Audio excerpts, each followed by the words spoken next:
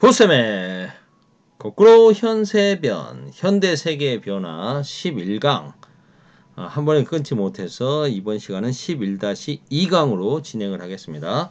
11-1강에서 인도, 동남아시아 그리고 서아시아의 민족운동 살펴보다가 서아시아에서 오스만 투르크 정도까지밖에 못 봤습니다. 그리고 오스만 투르크의 청년 투르크당 운동이 오히려 아랍 민족주의를 자극했다라는 말까지 봤습니다. 그렇다면 이제 본격적으로 아랍 지역에서는 어떤 운동이 일어났는지 서아시아 지역에 대해서 본격적으로 좀 더 자세히 살펴보도록 하겠습니다.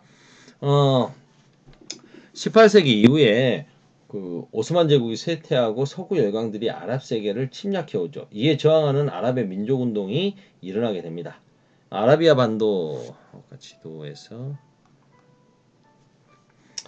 이 아라비아 반도 지역이죠. 이 아라비아 반도 지역에서 이븐 압둘 와하브라고 하는 사람이 주도해서 초기 이슬람교의 순수한 시대로 돌아가자. 꾸란의 가르침으로 돌아가자라는 와하브 운동을 일으키게 됩니다. 이 와하브 운동을 퍼져갔던 지역이 좀 색깔을 달리해서 표시해 볼게요. 이 아라비아 반도 전체 지역입니다. 거의 전체 지역. 메카와 메디나 그 성지죠. 메카와 메디나 그리고 지금의 그 사우디아라비아의 수도인 리야드까지 다 포함해서 이쪽 지역을 다 아우르는 운동이 펼쳐지는 거죠. 와하브 운동, 와하비즘이라고 합니다.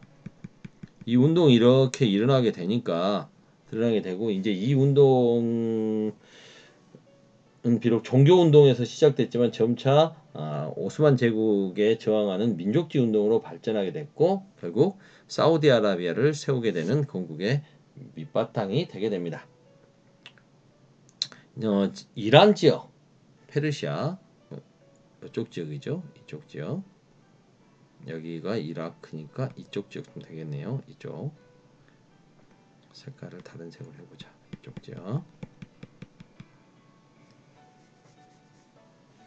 이쪽 지역 같은 경우에는 그때 당시에 카자르 왕조라고 하는 나라가 있었습니다. 카자르 왕조가 있었는데 러시아와 영국이 이제 이쪽 지역으로 인도를 첫 식민지하고 있었던 영국과 남하 정책을 펼치고 있었던 러시아가 이쪽 지역을 놓고 서로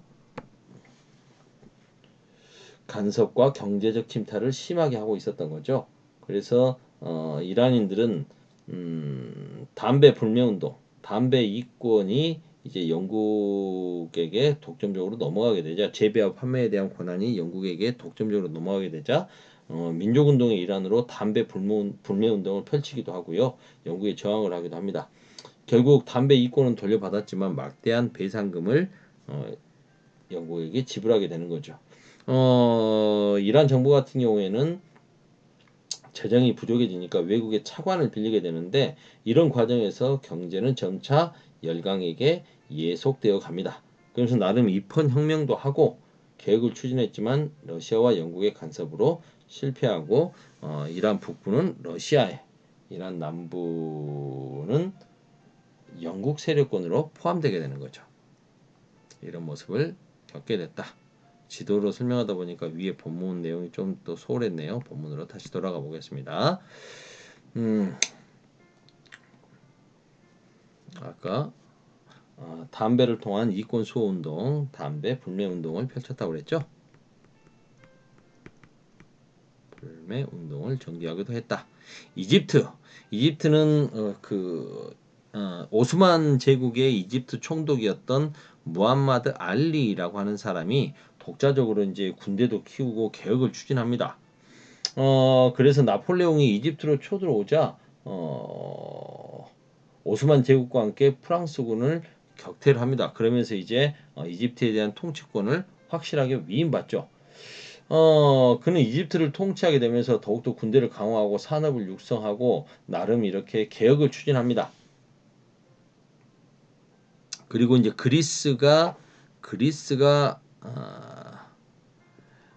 오스만 제국으로부터 독립하려고 할 때 오스만 제국이 가장 근대화된 군대가 그래도 이집트에 있으니까 너희들이 도와줘라고 하니까 이집트에서 조건을 다는 거죠. 좋다. 그러면 우리가 술탄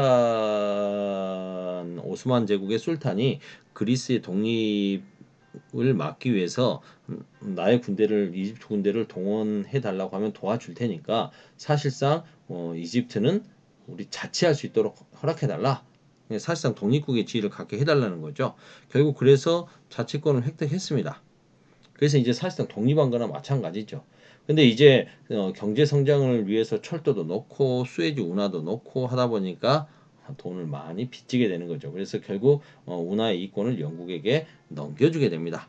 그러자 이제 아라비 파샤 같은 사람은 이거부터 요 이집트인을 위한 이집트를 건설하자라고 하면서 혁명을 일으켜서 이폰 군주제를 추구하고 반영 운동을 전개하기도 합니다.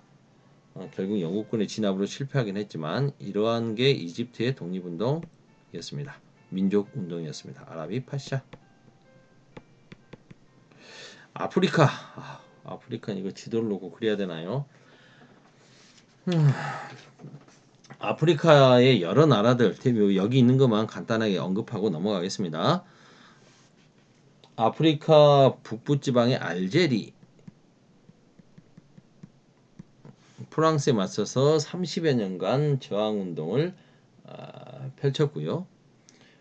동남부의 섬 마다가스카르는 프랑스와의 전쟁에서 패한 뒤에 그 여왕이 폐위됐죠. 하지만 폐위됐지만 곳곳에서 무장 봉기하면서 저항을 이어가기도 했고요. 그 다음에 그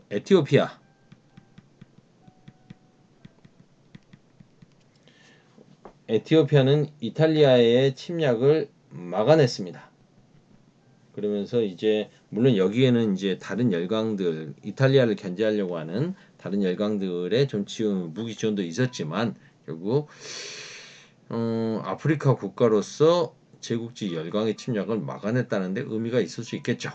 그 다음 이렇게 나미비아 지역의 헤레로족은 독일에게 저항하느라고 엄청나게 많은 사람들이 살해되면서 실패했지만 독립의지를 꺾지 않았다. 그리고 동부의 탄자니아 지역에서도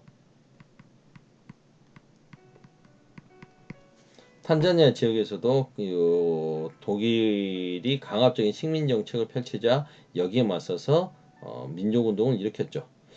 결국 독일 본국에서 그 파견된 군대에 의해서 잔인하게 진압되고 많은 사람들이 희생됐습니다. 이렇듯 인도, 동남아, 서아시아, 아프리카 곳곳에서 서구 열강의 제국주의 침략에 맞서서 민족운동이 펼쳐졌습니다. 아휴, 길었습니다. 일단 여기까지 할게요.